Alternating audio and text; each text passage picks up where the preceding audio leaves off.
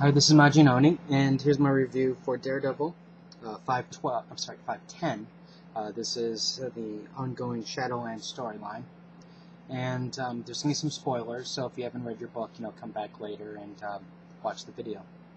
Now, before I go into the actual book overview of the book itself, I'm really conflicted with the story so far.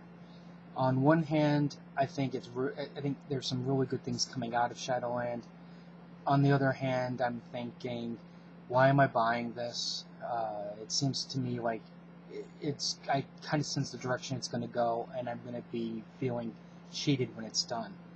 Now, keep in mind with Daredevil has been, in a sense, outside of Marvel superhero proper, just in the sense that he was kind of doing his own thing. It was more gritty, more realistic portrayal of the character, versus the larger-than-life actions of like Spider-Man and maybe not Captain America as much, but like the Avengers and X-Men, people like that. So what they're kind of doing, in a sense, is bringing that gritty, realistic portrayal of Matt Murdock and Daredevil back into the superhero world. And that's where part of me is struggling with the concept of that. Like on one hand, I'm remembering back, some of Bendis' storylines where, Daredevil got outed, and those are really good reads because they were more character-driven storylines.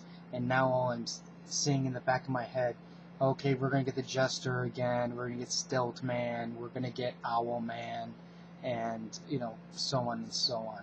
Gladiator, and the list goes on. So that's why I'm kind of like conflicted, because I don't want to go back to the past. I want to evolve, and I want to go into the future. And I don't see that happening, especially if the rumors are true with Daredevil dying, then they'll bring in somebody else, and then it'll just be another superhero type thing again. So that's why that's why I'm conflicted with the story. One of the reasons why I'm conflicted with the story.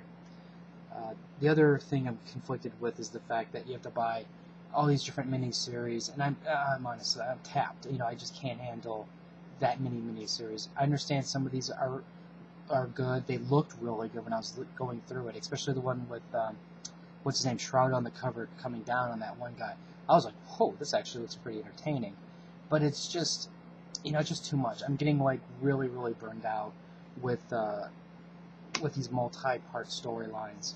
And unless, it's kind of like, I know I'm being hypocritical because I'm still reading the X-Men, but for some stupid reason, I just want to see the X-Men fight vampires. I don't know why that is. So, maybe what I'll do is, I'll bite the bullet and I'll go to in-stock trades or discount comic book services or whatever, and I'll get some of these trades for Daredevil. We'll see. Anyways, on what my basic feelings of the story, this story here, it's not bad. It's moving the story forward. The art's good. I really like the artwork in the Daredevil books versus the Shadowland version, and they're bringing back the Kingpin back into the fold of the mix, and I don't know. It's just weird seeing Daredevil act the way he's acting, even though I know it's not him in control. And so that's why it's a lot of conflict of emotions on this. Anyways, let's go into the story, shall we? What we have is Nelson and what's her name? Oh, sorry, Foggy and Dakota. They're holed up in a apartment, hotel. Looks like it's an apartment. And Ninja comes bashing through, and okay, this is the other part that I'm really tired of. Why, Ninja are not supposed to dissolve into dust when they die. I understand that that's their comic book thing, but, I want to see blood. I want to see bodies. I want to see carnage. These Ninja are like, Jesus, I don't know. I just have issues with that. Anyways, Black Tarantula comes in and saves them, and we see the detective again, and this time he gets involved in stopping a robbery. But what happens is some kids dress up as hand ninja, and one of them gets shot. And so I'm kind of curious to see about this storyline here, but it's not moving fast enough, and I'm only getting little pieces of it. So it's kind of like I see it, I go, oh wow, that's kind of cool, and then I forget about it because I don't, it's out of sight, out of mind. My guess is that this is definitely going to play something going into the future. So we go back to the heroes, and they're talking about what they're going to do with man, and they're suggesting they're going to have to kill him because it's not really man, it's that creature thing that's possessed him. Now, again, for nostalgia's sake, because when I grew up reading comic books, I would read some Iron Fist, Power Man and Iron Fist, and well, maybe not Power Man and Iron Fist as much, but it's mostly Iron Fist.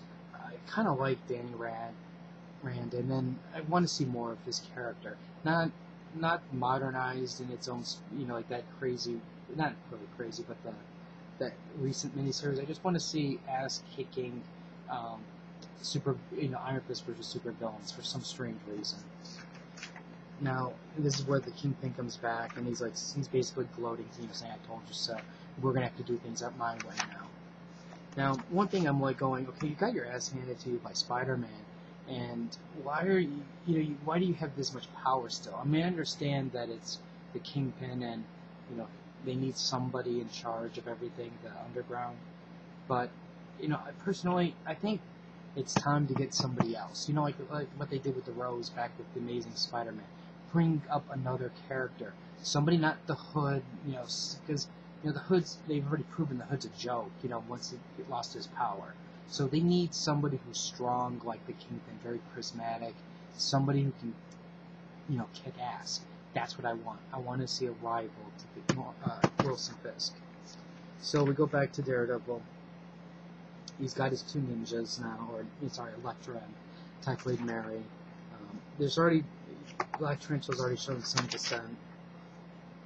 And,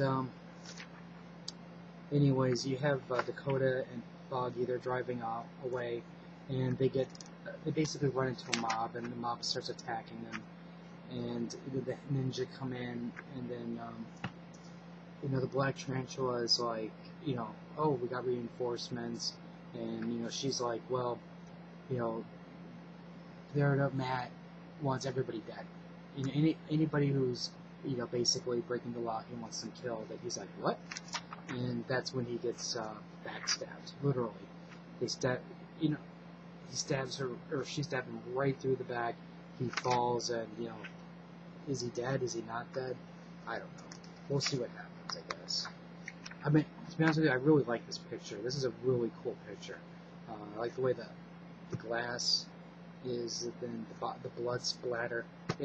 They did a really good job with that. Now, again, like I said, I'm kind of mixed feelings on it. I'm kind of curious to see what you guys have to say about this, what you guys think of it so far. I know in the past a lot of the comments were you guys are pretty happy with the direction of it. I'm still kind of curious to see if you guys feel that same way. On a side note, I was wondering who bought Halo 3? Who's playing it now? What do you guys think of it? All today and all of yesterday, I was on the fence. Do I buy it? Do I not buy it? And so far, I'm not buying it, but I think I'm going to eventually buy it. Rate the video up or down. Let me know what you guys think. Subscribe to the channel. New comic book day today, or new comic book day is tomorrow. What book are you looking forward to the most? Subscribe to the channel, and I'll have my pull list tomorrow.